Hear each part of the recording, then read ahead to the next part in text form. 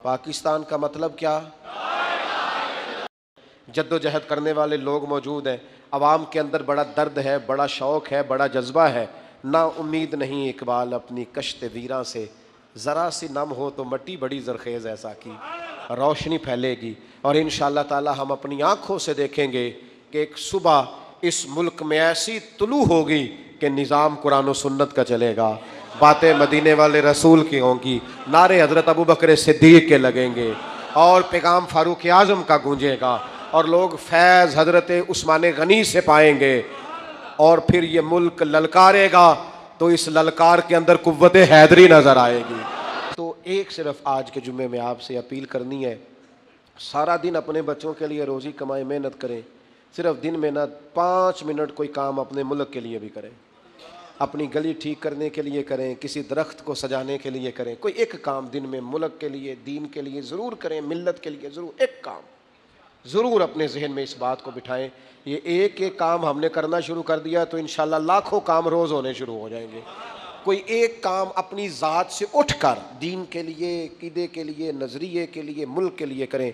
نیکی ہمیشہ یک طرفہ ہوتی ہے، اس لیے کہ اجر اللہ سے لینا ہے، بندوں سے نہیں لینا۔ نبی پاک علیہ السلام کا اخلاق یہ ہے کہ محبوب ہمیشہ یک طرفہ خیر خواہی کرتے تھے، کبھی مطالبہ نہیں کرتے تھے سامنے والے سے کہ وہ بھی خیر خواہی ہی کرے۔ آپ دیکھیے طائف والوں نے کیا کیا، مکے والوں نے کیا کیا، دیگر بہت سارے قبائل تھے، ان کا رویہ حضور کے بارے میں کیا تھا، لیکن نبی پاک کا رویہ ان کے بارے میں یہ تھا کہ اگر مکے میں قحط پڑ گیا تو حضور نے غلہ بھجوایا، اگر وہاں حالات خراب ہوئے ہیں تو نبی پاک نے ان کے لیے دعائیں فرمائی ہیں کہ یا اللہ باران رحمت فرما۔ وہ لوگ بدر کے اندر تلواریں لے کر لڑنے کے لیے آئے، لیکن حضور کا عالم یہ ہے کہ محبوب فرماتے ہیں ان کی رسیاں ڈھیلی کر دو، اگرچہ یہ لڑنے آئے تھے اور ہمارے قیدی بنے ہیں، اگرچہ ان لوگوں نے بڑا ستایا تھا، پر حضور فرمانے لگے یہ ہائے ہائے کرتے ہیں تو مجھے نیند نہیں آتی۔ نیکی یک طرفہ ہوگی۔ آپ یہ اس چکر سے اگر تو اخلاق والا بننا ہے تو پھر اس چکر سے نکل آئے کہ میں نیکی کروں گا اور جواب میں دوسرا بھی نیکی، سینکڑوں لوگوں سے، اور اگر میں یہ دعویٰ کر دوں تو شاید سچا ہوگا کہ میں نے زندگی میں ہزاروں لوگوں سے بیٹھ کر گفتگو کی، لیکن ہمارا طریقہ کار وہ نہیں جو اعلیٰ اخلاق نبی کریم نے ہمیں سکھائے۔ ہم صرف اپنے دوستوں کی اور اپنے گروپ کی تعریف کرنے کے قائل ہیں، حق پرست نہیں رہے، ہم گروہ پرست ہیں۔ ہمیں اپنے گروپ، اپنے گروہ، اپنے لوگوں، اپنے حلقہ احباب مجھے کہہ لینے دو، اور صرف ایک ہی آستانے کے مرید اگر سارے ہو جائیں تو پھر ہی وہ ٹھیک ہو سکتے ہیں۔ اہل حق کا صحیح عقیدے کا بھی دوسرا بندہ ہو تو ٹھیک نہیں ہوتا۔ اس قدر زیادہ چھوٹی اور محدود سوچیں اور بس ایک مخصوص سے دائرے میں بند ہو کر زندگی گزارنے والے مسلمان، امت کا تصور کہاں گیا؟ ارسلت الی الخلق کی بات کہاں گئی؟ اس طرح کے کچے اور کمزور نظریات اور اس طرح کی پلپلی باتیں۔ میرے ایک دوست نے مجھے ایک دفعہ کہا، پیر بھائی نے کہنے لگے ہم کسی اور جگہ بھی جا سکتے ہیں۔ میں کہا پتر ایک نہیں تو 100 جگہ پہ جا، خیر مومن کی گمشدہ میراث ہے، جہاں سے ملے وہاں سے لے لو۔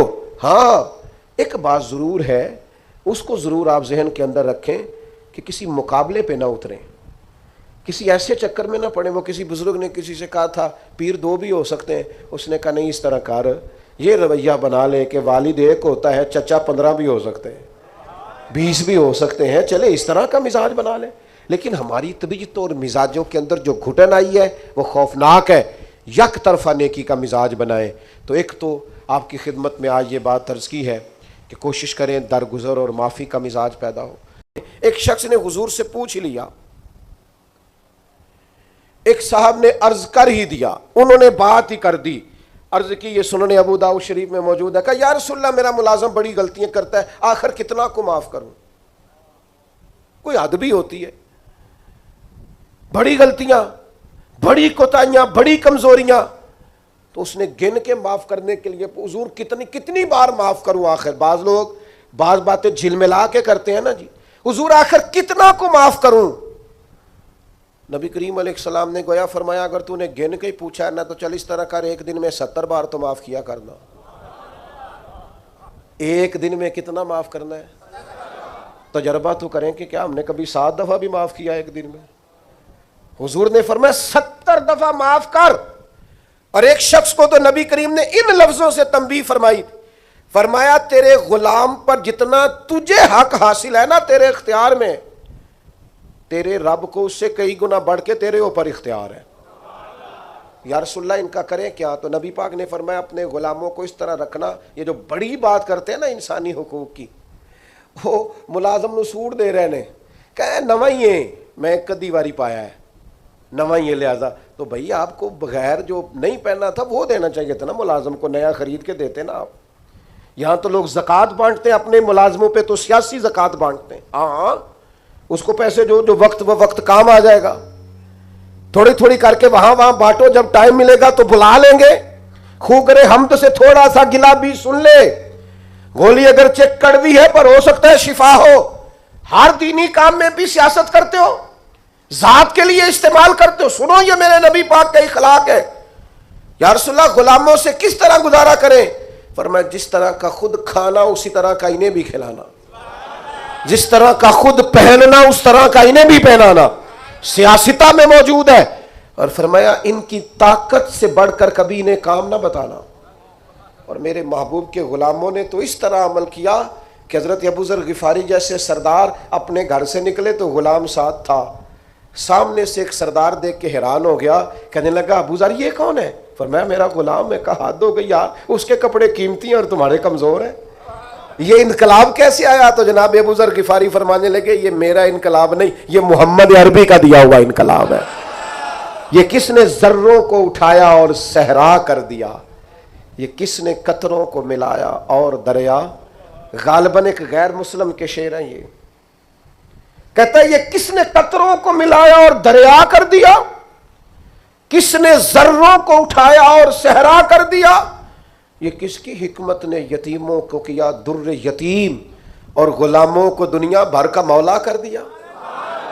جب حضرت بلال کو کعبے کی چھت پر اذان پڑھنے کی باری آئی تو کچھ لوگوں نے مشورہ دیا تھا کہ حضور کافر پہلے ہی مر گئے، تو حضرت بلال کو کعبے کی چھت پہ دیکھیں گے تو اور مر جائیں گے. تو یا رسول اللہ روز بلال نہیں پڑھنی ہے، اگر اجازت ہو تو کوئی اور نہ پڑھ لے. تو فرمایا نہ بھائی اذان تو بلال ہی پڑھیں گے اور کعبے کی چھت پہ پڑھیں گے. اور حق انہی کا بنتا ہے.